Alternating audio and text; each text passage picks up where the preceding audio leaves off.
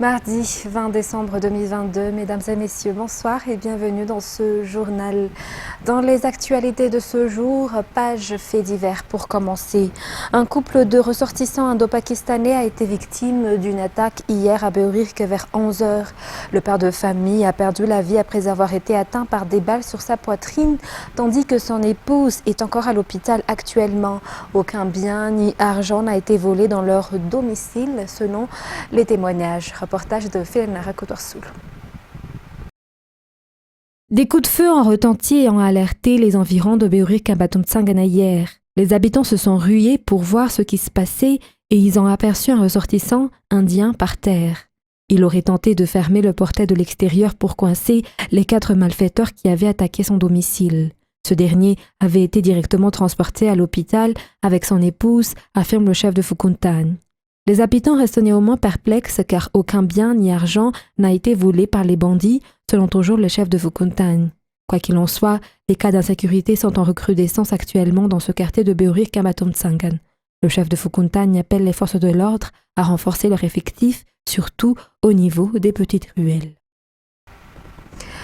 Et la famille propriétaire du terrain Mouramane, Rousinzane ou Brickaville, qui fait actuellement l'objet de litiges, craint qu'il y ait de la corruption dans cette affaire. Cette famille de paysans a déjà eu gain de cause au niveau de la justice suite à l'escroquerie dont ils étaient victimes pour cette parcelle de terrain portant le nom de Mouramane Roufiadanamang 26-25 BC. Mais un groupe de personnes s'en accapare avec forcine actuellement. Ces personnes menacent cette famille propriétaire de terrain et affirment qu'ils peuvent et vont acquérir une carte foncière de ce terrain pourtant déjà titré et borné. Les détails avec Andniena Martina et Nzahara Njiansu. Un terrain qui a déjà été mis en valeur par ses propriétaires depuis 1964. Il s'agit de ce terrain planté de litchi, 6 à Mouramane, Rousinzane, aux communes de Brickaville. Les propriétaires possèdent des documents légaux avec un titre sous la dénomination de Mouramane Fiadanamang à 26-25 BC, mais des escrocs se disent être les propriétaires actuellement selon les plaintes de ces propriétaires. Une femme aurait vendu le terrain à un groupe de personnes et ces dernières veulent s'en accaparer. Au mois de novembre dernier, ce groupe de personnes s'est introduit sur cette propriété et a pris les litchis des paysans. Ces familles de paysans craignent qu'il y ait de la corruption dans cette affaire. L'on sait que 3 personnes ont déjà été envoyées en prison. Ces derniers sont actuellement sortis et menacent également la famille. C'est la 6e fois que ce terrain de litchi fait l'objet de litiges selon la famille propriétaire. En ce moment, l'affaire se transforme en guerre tribale du fait de ces litiges qui n'en finissent pas. Cette famille appelle ainsi les responsables pour voir de près la situation. Partant à présent au Vatican, le Saint-Siège n'a pas confirmé la démission du pape François, même si des rumeurs y afférentes circulent actuellement. Néanmoins, le pape François a écrit une lettre qu'il a signée au début de sa prise de fonction, déclarant qu'il est prêt à démissionner en cas d'empêchement médical. Reportage de Secharan Genassi.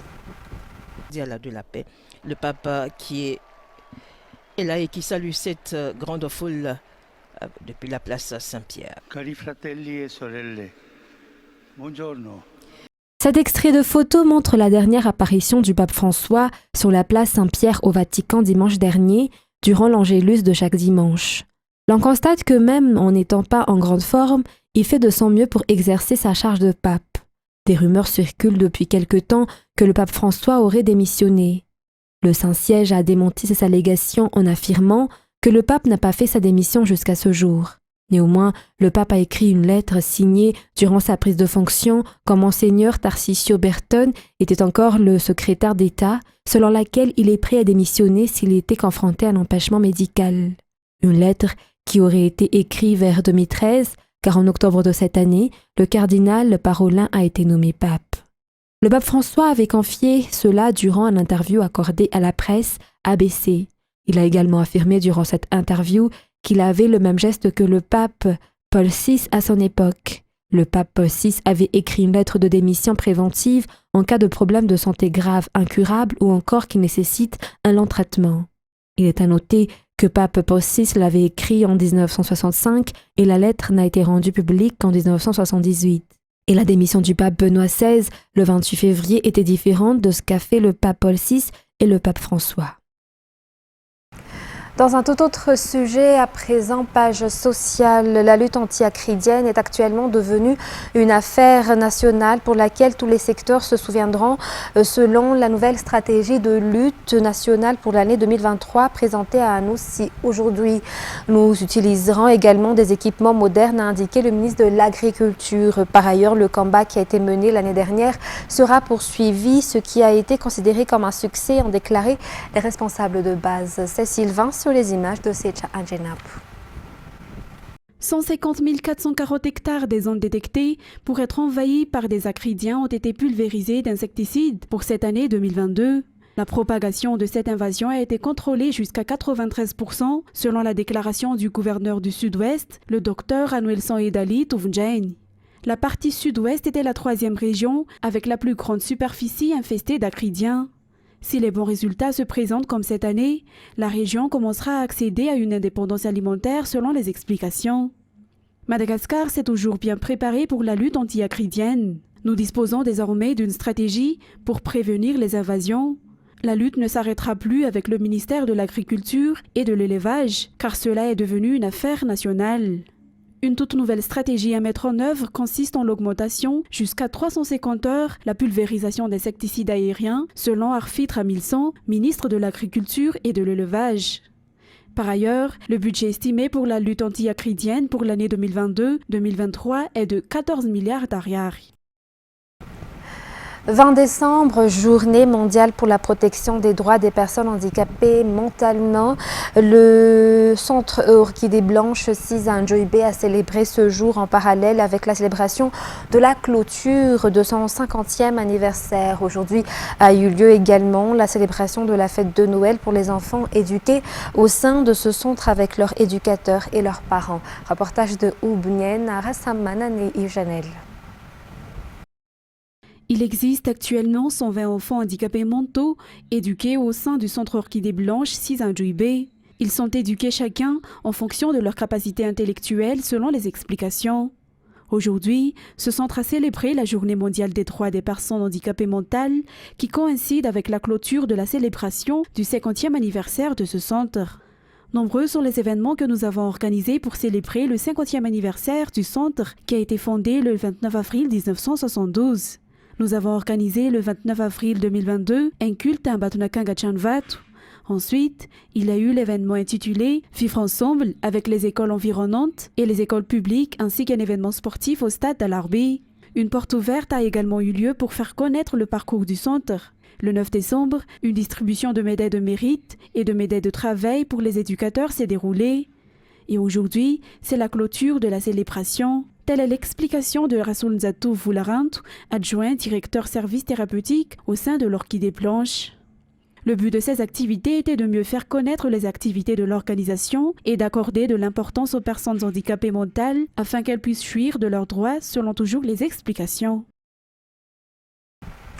L'ambassadeur de Corée à Madagascar a offert des matériels médicaux à l'État malagasy à travers le ministère de la Santé publique. Des matériels médicaux servant au dépistage de la Covid-19 et qui a été remis officiellement ce matin au siège du ministère de la Santé publique à Mbouida. Ces matériels qui valent plus de 100 000 $ seront répartis au niveau des hôpitaux mais aussi au sein du laboratoire d'analyse médicale malagasy ou LA2M selon les explications. Toujours dans cette page sociale, la direction des affaires sociales et politiques au sein de la présidence ou DASP a distribué des jouets aux enfants issus des familles vulnérables et des orphelins de Tolaniar ou dimanche dernier. Des centaines d'enfants qui sont pour la plupart des enfants éduqués dans des centres, des associations, mais aussi ceux vivant dans les familles d'accueil. Reportage. Des personnes de bonne volonté se donnent la main pour aider les enfants issus de familles vulnérables habitant à Tolaniar. Ces enfants sont souvent accueillis par des centres, des associations, des ONG, mais aussi au sein des familles d'accueil, selon les informations. L'État ne les a pas oubliés car il leur a distribué des cadeaux, des jouets à travers la direction des affaires sociales et politiques de la présidence de la République ou DASP. Le député de Madagascar élu dans ce district de Tolaniar a été le porte-parole de tous ces enfants. en déclarant leur reconnaissance. Chaque année, la DASP effectue ce genre d'action sociale, surtout en période de fête. Dans les actualités internationales de ce soir, les champions du monde de foot sont arrivés sur le sol argentin, acclamés par des milliers de supporters venus près de l'aéroport avant une communion attendue dans les rues de Buenos Aires, aujourd'hui décrétée férié. France 24. Il en a rêvé toute sa vie. Brandir la Coupe du Monde, le dernier trophée qui lui manquait. À la tête de la délégation argentine, Lionel Messi et ses coéquipiers s'apprêtent à recevoir un accueil triomphal à Buenos Aires, à bord de ce bus désormais floqué de 3 étoiles. Plusieurs dizaines de milliers de personnes ont attendu des heures pour voir leur champion défiler, dans un pays où le football est comme une deuxième religion. L'Argentine revit enfin ses heures de gloire, 36 ans après le dernier sacre mondial, en 1986, avec l'autre gloire du football argentin, Diego Maradona. Avec ce nouveau trophée, la boucle est bouclée et le rêve de voir les deux idoles du pays, championnes du monde, enfin réalisé. Pour fêter ces héros, le gouvernement argentin a décrété ce mardi jour férié. Il faudra au moins ça à tout un peuple pour fêter cette journée historique qui aura débuté au beau milieu de la nuit. Et la Jordanie a accueilli ce jour un sommet rassemblant le président français et des représentants des principaux acteurs du Moyen-Orient, dont l'Iran et l'Arabie saoudite, à couteau tiré pour tenter de désamorcer les crises qui secouent la région. France 24. Une conférence pour la paix dans un contexte toujours plus instable. Initiée par la France et l'Irak il y a un an, cette deuxième édition qui se tient en Jordanie vise à restaurer un peu de stabilité en Irak, mais aussi dans la région. Trop ambitieux selon certains observateurs, avec les récents événements qui ont secoué le Proche-Orient. Depuis 3 mois, un mouvement de contestation populaire secoue l'Iran, violemment réprimé par le régime.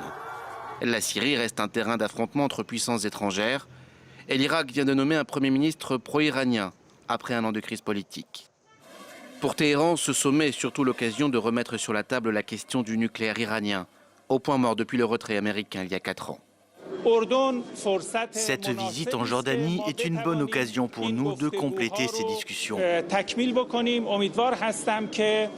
J'espère qu'en fonction de l'attitude des Américains, nous verrons un changement d'approche et que la partie américaine se comportera de manière réaliste.